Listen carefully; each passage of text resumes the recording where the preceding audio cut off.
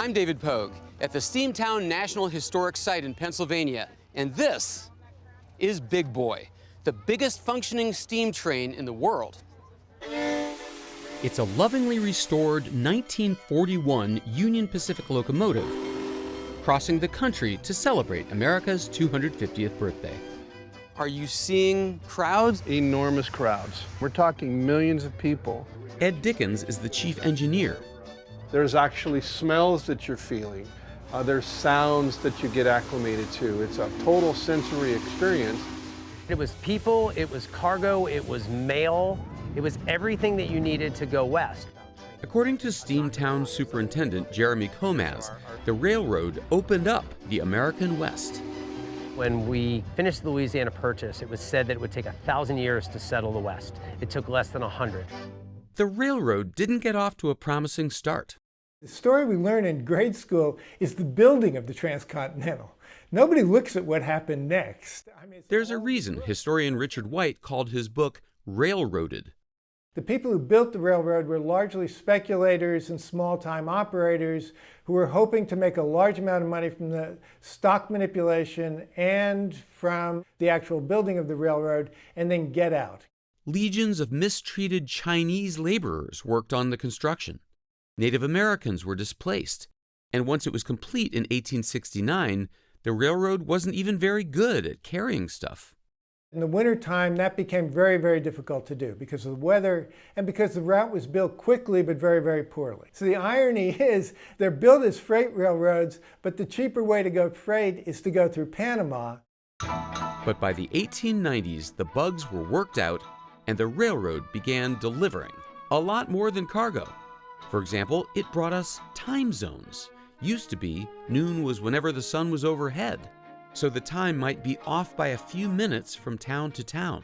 Mountain time, Pacific time, all of that is going to be an invention of the railroads. Companies could now sell products coast to coast. Wrigley Chewing Gum becomes a national brand because it can be sold everywhere and everyone recognizes it. Even our eating habits changed. For the first time, California farmers could ship fresh fruit nationwide. The orange becomes a national fruit. Orange juice becomes a breakfast drink because of the railroads. After its rocky start, the railroad affected just about everything in America: transportation, communications, commerce, cities and suburbs, politics. It changed our perception of time and distance, and the country itself. No wonder Jeremy Comaz gets a thrill from watching the last great steam train cross the country. I think that railroading history is American history. This thing, built into the 1940s, still here running, still out here showing that ingenuity and that innovation of the United States.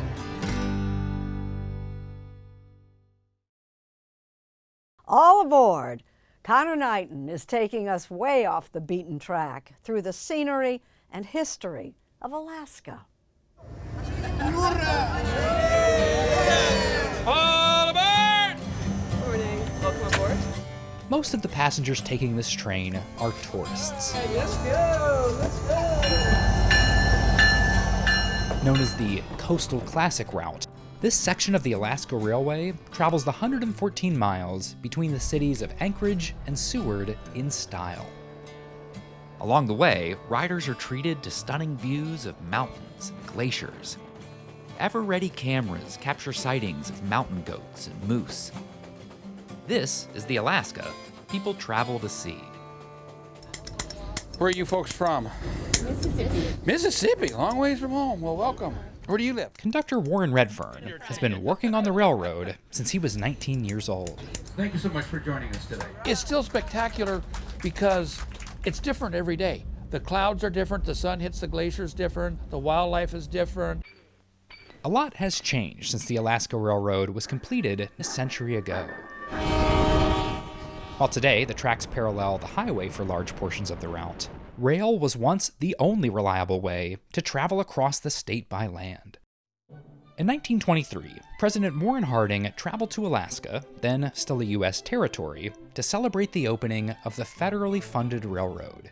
In this footage, colorized by Smithsonian Channel, Harding can be seen driving the Golden Spike in the town of Nenana. officially connecting Seward in the south all the way up to Fairbanks in the north. Gold was on everyone's mind back then. It really was to open up the interior of Alaska for commerce, so coal, gold, oil, they hoped, freight. They got the train. Aaron Leggett is the senior curator of Alaska history and indigenous cultures at the Anchorage Museum, which is currently featuring an exhibit on the 100th anniversary of the railroad. So this 1985 to present, these pictures were taken by my dad. Leggett comes from a long line of railroad employees. He worked for the railroad back in high school, but his ancestors were also displaced by it. He's the president of the native village of Eklutna, the only federally recognized tribe inside Anchorage, a city which used to be a small fishing town. I was made very aware from a very young age that Anchorage would not exist the way we know it today were it not for the Alaska Railroad. Today, Anchorage is by far the largest city in the state. But the federal government eventually found that maintaining the railroad, which winds through some pretty treacherous terrain, wasn't cost-effective. I always say railroading in Alaska is not for the faint of heart. Bill O'Leary is the president and CEO of the Alaska Railroad Corporation. In the 1980s, the state purchased the railroad with the provision that it would operate like a self-sustaining business. I think the recognition at the federal level was that we have this asset that we can't care for anymore. And the recognition at the state level that this is too important to Alaska not to have it operating. The railroad currently makes around 60% of its revenue from freight. Sure, there are roads to the major cities now, but it's still more cost-effective and reliable to use rail. But one section of the line remains a lifeline for people who live in the entirely roadless wilderness north of Talkeetna. The Hurricane Turn service is the last flag stop service of its kind in the country. At any point along the route, you can flag down the train and get picked up. Thanks for picking us up. If you've got to go into town, if you've got a doctor's appointment, what do you do? Well, you just plan. Thank you. All right. Have a good day. Jack DeMarchi asked the conductor to drop him off at his cabin in the woods. He staked a claim out here in the 1980s and built a place for himself. During the summer months, the train does one round trip a day. It's a mix of locals heading to and from their cabins and tourists out for some sightseeing. Oh, wow. One sight they're almost certain to see is Shannon Cartwright. Which is one of my favorites. Cartwright, a children's book illustrator from Michigan, has lived off-grid in Alaska for 46 years. They thought I was crazy, and then especially when I'm getting older, they say, Shannon, you gotta leave. And how do you feel about that? Every time I think about leaving, I don't. And I want to live here as long as I can.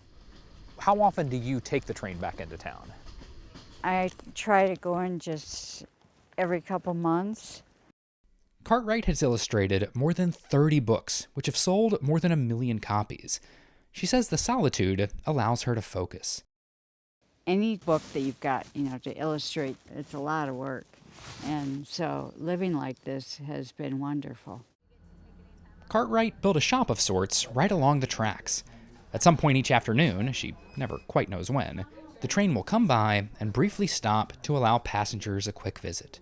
Thank y'all so much. Thank you for letting us stop by. Much appreciated. Thank y'all. One time with people lasts about 15 minutes. Train comes and then the train goes. The trains here don't go to any other state.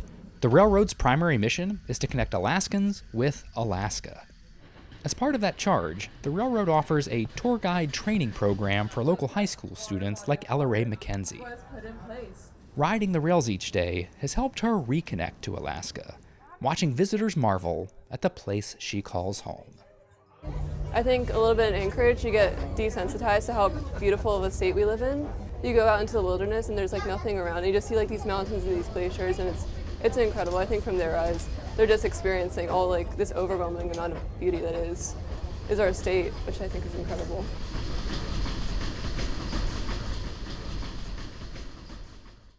East meets west at Utah's Promontory Summit, the spot where we just celebrated the 150th anniversary of the Transcontinental Railroad. As John Blackstone explains, East met west there in more ways than one. It's something railroad enthusiasts believe they might never see again. One of the biggest steam locomotives ever built, back on the tracks, rumbling west under its own steam. As Union Pacific number 4014 pulled out of Cheyenne, Wyoming, crowds lined the tracks, waving at engineer Ed Dickens, urging one more pull of the whistle. I don't know what it is about that whistle. We hear whistles, we hear horns in our life, but the steam locomotive whistle is really something that just moves you.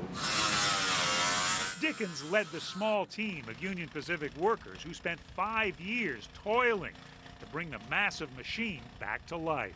Just give me some idea of the scale of this. I mean, these wheels are almost as big as we are. This is 17,000 pounds all by itself, without everything else hanging off of it. 4014 is one of just 25 locomotives built in the 1940s, aptly named Big Boys. 132 feet long, weighing more than 1 million pounds, producing 7,000 horsepower. But when the age of steam came to an end in the late 1950s, 4014 became obsolete. Until Dickens and his team brought it back to life. Their goal was to get 4014 rolling again in time to celebrate one of the greatest rail accomplishments ever, the Transcontinental Railroad, built at the urging of President Lincoln. It's very humbling that all of the sacrifice, the tremendous human effort to build something as complex as a set of railroad tracks across territory that many people have never even been across before. Crews worked from both the east and the west, finally meeting on May 10th, 1869 at Promontory Summit, Utah. And we call it the moonshot of the 19th century. It was impossible. It was an impossible dream. At Golden Spike National Historical Park, rail fans dressed in style to mark the anniversary. Hello. If not always with historical accuracy. President Lincoln, this was all your idea, was it not? I wasn't the only one that had the idea, but I was thankful to have a big part in it. Replicas of Victorian steam engines rolled in for a reenactment of the legendary photo celebrating the driving of the Golden Spike. But the faces in that photo from 150 years ago look much different from those gathered here this time. It took 150 years to gain that recognition, so our history is now coming alive. They are descendants of the Chinese laborers who made up about 90% of the workforce on the western portion of the railroad.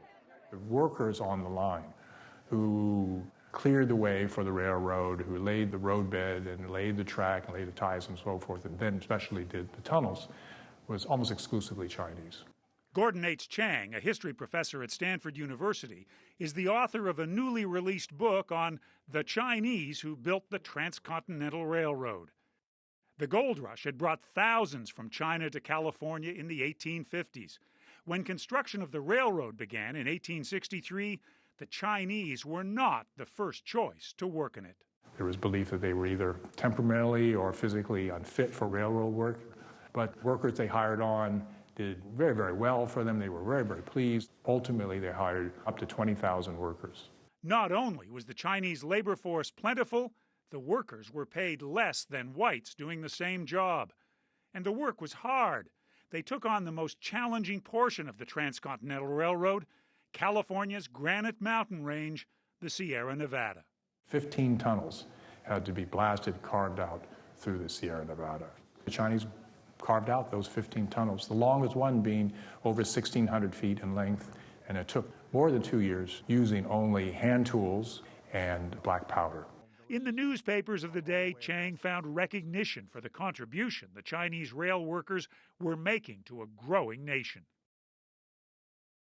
To read the history, Jeff Lee, a retired dentist from San Jose, California, is inspired by the hard work his great-grandfather did. They don't come over as Hulk, right? They come over as pretty much me, right? And they learn to adapt to what they had to do physically, mentally, emotionally, as individuals and as groups. And Lee is proud of where these tracks have taken his family. Doctors, dentists, architects, UC Berkeley, Yale, Princeton. But soon after the railroad was finished, the nation's mood began to turn against the hard-working immigrants.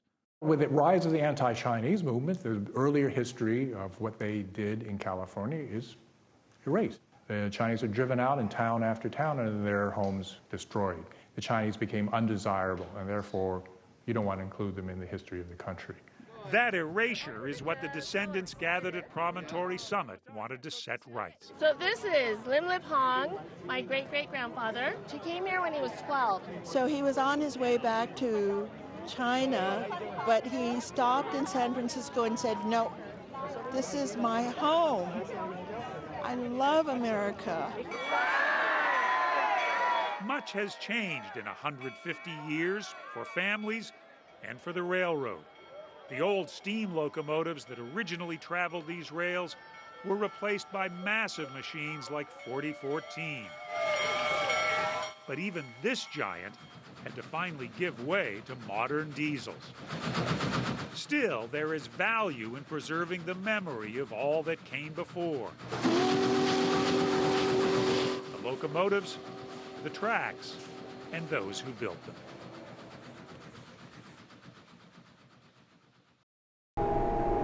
As Amtrak's City of New Orleans line rolls south across Lake Pontchartrain on its way to the Big Easy, there are a few cars at the tail end that appear different, because they are. Those brown and orange passenger cars are honest-to-goodness Pullmans, the famous sleepers that generations past rode on trips across the country. There's 4 cars here tonight. This is the club car, there's 2 sleepers, and then there's the Dome Lounge. If you thought Pullmans were just relics from the past, Ed Ellis would beg to differ. He's the president of the Pullman Sleeping Car Company, and he wants you to know it is very much alive. Was it difficult to recreate it by the book? Everything that you see in the car has some historical precedent. All of the elements are from that era. You can't go back to 1955, but if you could, this has got to be about as close as it was.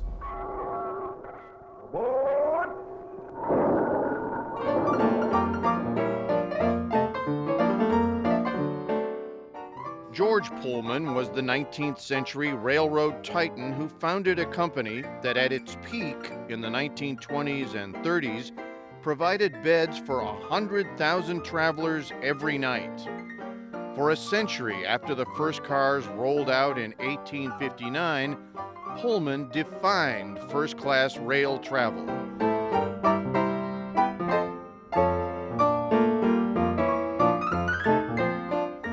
While planes eventually overwhelmed trains, the locomotive's whistle is still a siren song to some. And now, hoping to capitalize on nostalgia, Pullman Rail Journeys carries passengers from Chicago to New Orleans on newly renovated sleepers. How old are these cars? They're as old as us, maybe older. Wow, that's old. It is. And they look brand new. We've done everything we can to restore them to a like-new condition.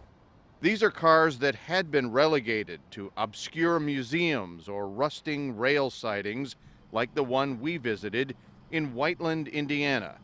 It's where we met David Duncan, Pullman's second in command and the man in charge of the transformation. Now, David, has anybody ever suggested to you that your interest in trains is a little odd? Oh, I get that all the time, of course. Duncan will soon be shepherding the restoration of this old Pullman called the Golden Mission, from trash heap to treasure. This is the original floor plan. For where we are. For this car, yes. I have a very definite idea about how everything should be put back together. And it's not my idea. It's how do we put back what Pullman did. Now you're old enough and silly enough to actually try it. Foolish enough, I guess. Bold enough. It's all done by the Pullman book. You've managed to recreate the sort of like the time machine. That's exactly what it is. It's a time machine. And we see it as a time machine. Back with Pullman chief Ed Ellis, we talked about the benefits of train travel as the redone Adirondack Club car wove its way south past Kankakee, Illinois. People get on this train, and the first thing they figure out is that they can relax. They can just sit down and have a drink and have dinner and enjoy themselves. Some of these sleepers have double beds and even showers. Air conditioning and Wi-Fi have been added to the original blueprint. Economist Bruce Horowitz was on our trip. Can you sort of squint a little bit and see yourself here in the 1940s? Yeah, the fantasy, the imagination. Close your eyes. Dinner time, having a nice glass of wine and a fine meal served on linens by very attentive server people. I would certainly say you could create that fantasy. Limited service to New York will be offered this fall, with regular weekly departures set for next year.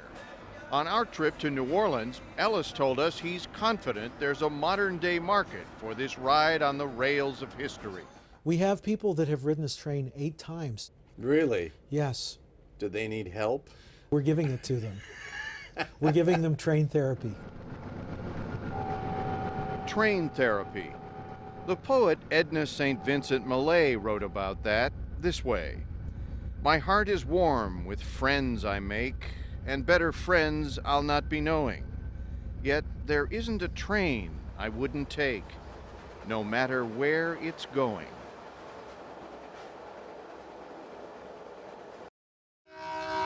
It chugs across northern India, clocking plenty of miles, of course. But more significantly, this train transports tourists through time.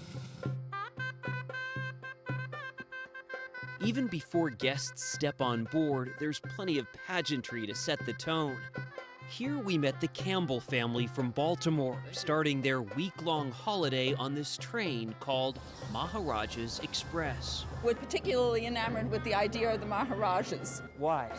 Well, it just seems like a very exotic time.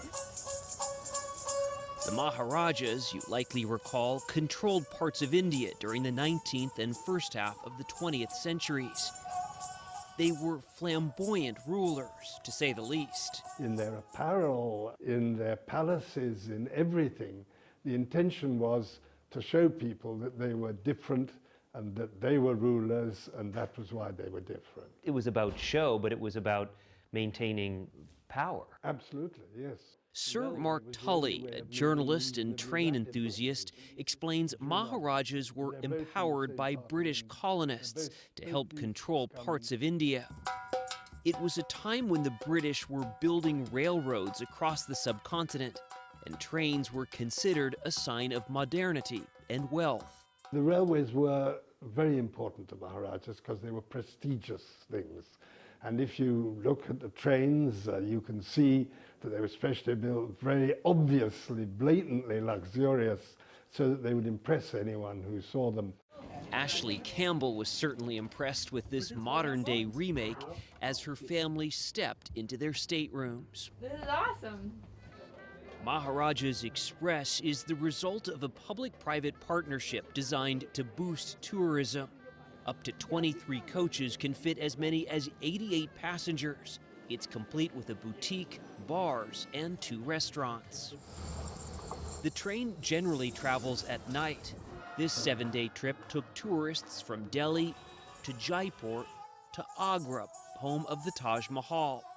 Then on to other stops in North India, including Varanasi, and back to Delhi. A week of eating and sleeping on a train means this place is a key part of the equation. And John Stone has been the onboard chef here for 3 years. The pepper which we are using is very similar to paprika. It only gives out the color and not the heat. He whips up Western and Indian food from this moving kitchen, the size of, well, a train car. He seems utterly unfazed by the whole thing. Stone visits each and every table and prides himself on accommodating any request. Did you sleep well? We sat down together in a dining room with a whimsical peacock theme. He explained the meaning of Maharaja. Maha means big, and Raja means king. When you combine both the words, it becomes a big king. That means a king who's superior to all the other kings. Stone is quite sure this train and his cooking lives up to such a name. For him, working here was, well, a process of elimination. I worked on the cruise lines. I worked for a 7-star, a 5-star. I worked for palaces and resorts. I've done outdoor caterings. I've done camp caterings. I've done air catering. The only catering left for me was train catering. so I got this opportunity and I grabbed it. To India. It was also something different for the Campbells, who traveled around the world as a family, but never quite like this, says Colin. From whatever I think we could imagine, this has exceeded that, from the environment to the service to every detail. They took in the sights, even playing a bit of elephant polo in Jaipur. It's hardly a bargain vacation, though. A cabin for the week costs at least $5,000, but is complete with everyday comforts that seem luxurious on a train.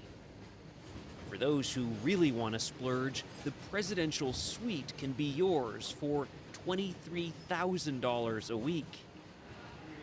Visitors to New Delhi's National Rail Museum can see the real thing, original Maharaja's trains on display. This train car was built in 1899 here in India with help from the British. It was built for one of the Maharajas. It has been restored, and you can imagine how opulent it was for the time. This is the living quarters with its wood panels. It has a fully functioning bathroom and was part of a 3-car train. There was another car that was for dining and another just for the Maharaja's wife. The idea really was that the Maharaja should ride in something which was very special, very different to what anyone else rode in. Your typical Indian train experience looks a little more like this, with passengers crammed into old cars. It's not exactly luxurious. Misery and suffering. James Campbell admitted to feeling a little guilt seeing India's poverty pass by the train window, but remarked the Maharajas provided such color to history. There were some extravagant, over-the-top things that these Maharajas did not too many years ago. One thing that we read that really stuck with us, they certainly made this a much less boring life. There was nothing boring about disembarking at this station near Jaipur, where this made-for-tourists scene would have perhaps impressed even a Maharaja.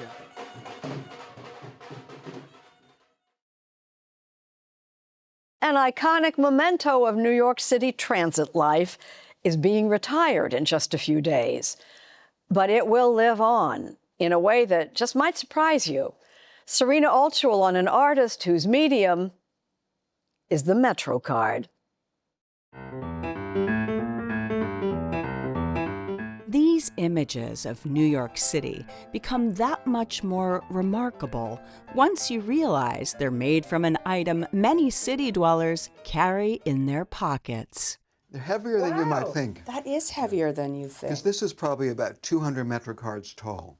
That's right. New York City MetroCards. The city's transit system, the largest in the country, first introduced them in 1993. For 4 decades before that, the token reigned supreme. Here's our current taxi cab, and I build down the wheels and I build up the car layer by layer. You are a 3D printer. I am. A slow one. A very slow one. Artist Thomas McKeon says inspiration struck more than 20 years ago when he was bored while riding the New York City subway. It was an advertisement for the MetroCard, and I began idly wondering, well, how many words can I make out of the word MetroCard? So I cut up a MetroCard, and that's when I began to realize, wow, this is pretty amazing material. How much money do you think you've cut up? I would think thousands and thousands of dollars. McKeon says his work is about finding beauty in the mundane. Even the eggs are made of MetroCards. What is it about this kind of art that's important? I like the fact that it makes art accessible, that anybody, if they don't mind, can find trash and maybe make, hopefully, a treasure out of it. Stand clear of the closing doors, please. In 2019, New York's Transportation Authority launched a tap-and-go system that works directly with a cell phone or credit card. The MetroCard is sliding into history and will be officially retired on December 31st. Do you see this as an icon of New York City culture? I really do. There's a real sadness as they go away. It's something that bonds all New Yorkers. There's just an entire conglomeration of humanity. That tiny little piece that went through the machine, and we all use it, and we all curse at it sometimes when it doesn't work. At Fish's Eddy, a home goods store in New York City, McKeon's work sits alongside a sign that reads, "In loving memory of the MetroCard." There's definitely a sense of history, and New York history and American history. Julie Gaines is the store owner and sells McKeon's originals starting around $500. Prints go for less. It's got a sense of obsessiveness to it. You look at it and you think, I don't think there's enough hours in a lifetime to do something like that. It's quite beautiful. One day, McKeon's supplies will run out. This is a piece I recently did. But for now, he's still got plenty of swipes left. This throwaway little item, I found a world in it. And you never know where you're going to find these kind of worlds.